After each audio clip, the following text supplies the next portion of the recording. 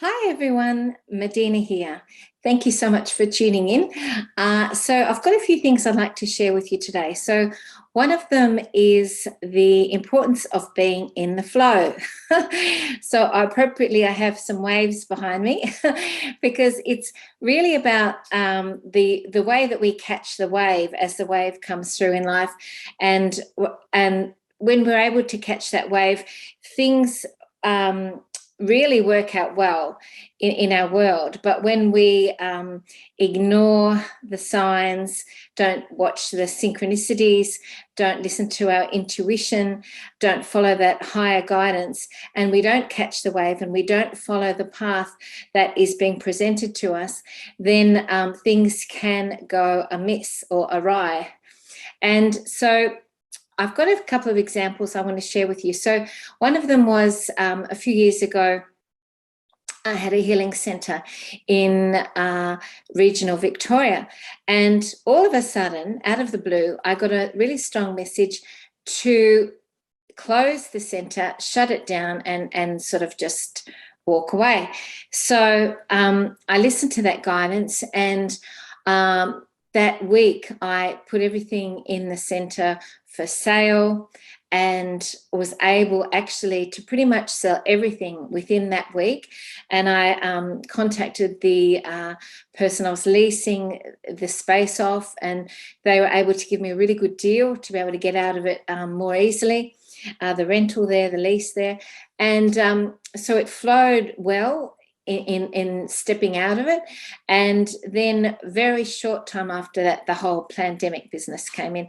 So I was able to very happily, avoid all the negative consequences of what would have happened with all those sort of regulations. And basically it would have meant that I wouldn't be able to have any or much income from that centre with all the pandemic restrictions that came in and everything. So it was really important that when that voice told me to shut the centre down, I listened. And so that was one example. And then I had another one in the last 6 weeks, which was I was living in a beautiful place in Tweed Heads. My partner and I were living there, and we really loved it. Like aesthetically, it was beautiful, visually beautiful, stunning walks. Had a lot going for it, but we had a sense that we were meant to move on. And so sort of when we listened to that, I started looking for rentals around New South Wales and Queensland. And I literally just found one place that I wanted to live in the whole of New South Wales and Queensland. And it's also interesting times here because rentals are at a premium. It's quite hard to get rentals because of the floods that happened here in this region. A lot of people had to leave Lismore and those sort of heavily flooded areas and find rentals. And so they are really quite hard to get now. So we applied for this one house, which was the only house I could find that I could envisage myself living in. And they said there were other people that would be at the viewing.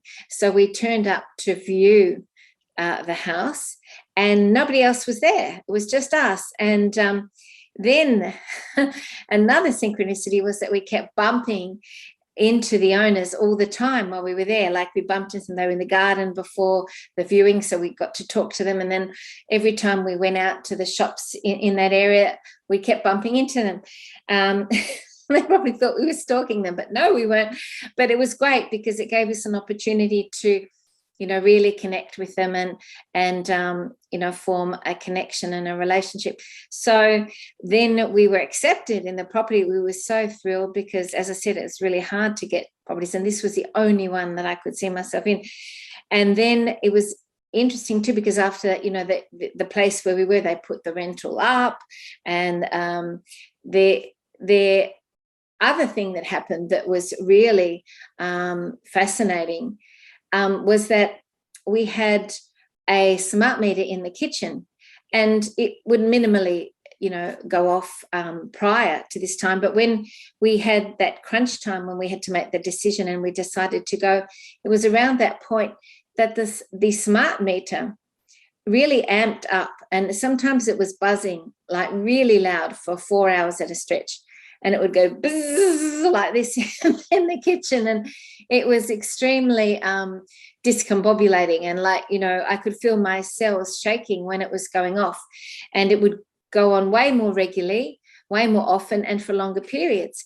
And actually by the time we left, you know, I could really feel it in my body, even though I was doing energetic work to be able to try and lessen or you know, not have the same impact from it. I couldn't really you know, get rid of the effects of it completely, because it was so strong. And obviously, you know, there's also 5G in the area where I was living there, whereas the area that I was going to did not have that, thank goodness. So I could really feel that, and by the time I left, my body was really needing rest. I could feel the impact of it. So again, by listening to that voice and catching the wave as it came along and being in the flow, I was able to bypass another problem that would have just got, you know, worse and worse in terms of the health impacts.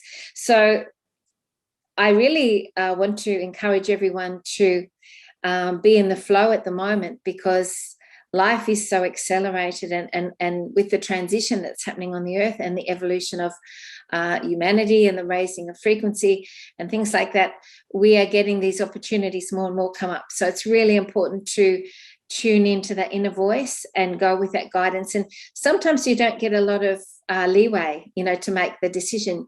You just have to make the decision and do it quite quickly, which is what happened to us.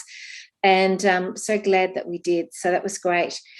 The other thing I want to talk about is that I've been doing some sessions lately which are to do with reframing. Reframing is a technique where, when you have cellular trauma related to something that happened in your life, a situation, or you know, a relationship or something that's happened, you can actually reverse the any negative cellular impacts of that through a technique called reframing.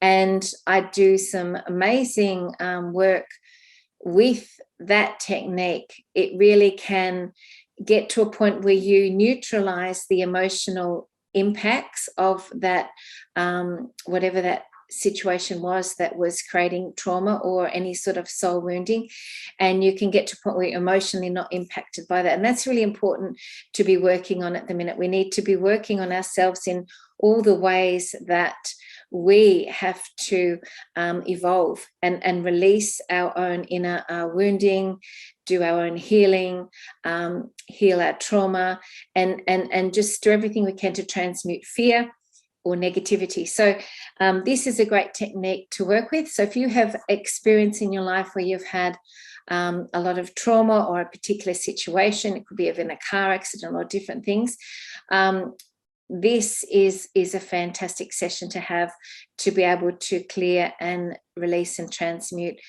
any sort of healing that you need to do on that. So hope that's helpful, and I hope that you're able to maintain as high a frequency as possible at the moment. Things are really amping up. I feel there's a lot of really great work being done by the good guys, whatever you want to call them, the light, the alliance, whatever, underneath. I can feel all that happening and that amping up, and just being able to stay present and to be able to maintain as high a frequency as possible, be in your joy as much as possible, and also being able to sort of relax and be still. That's also really good, because that helps you really tap into your intuition and your gut, and that's what's going to help you catch these waves. So hope that was helpful, and hope you have a beautiful day. Thank you for listening. Lots of love. Bye.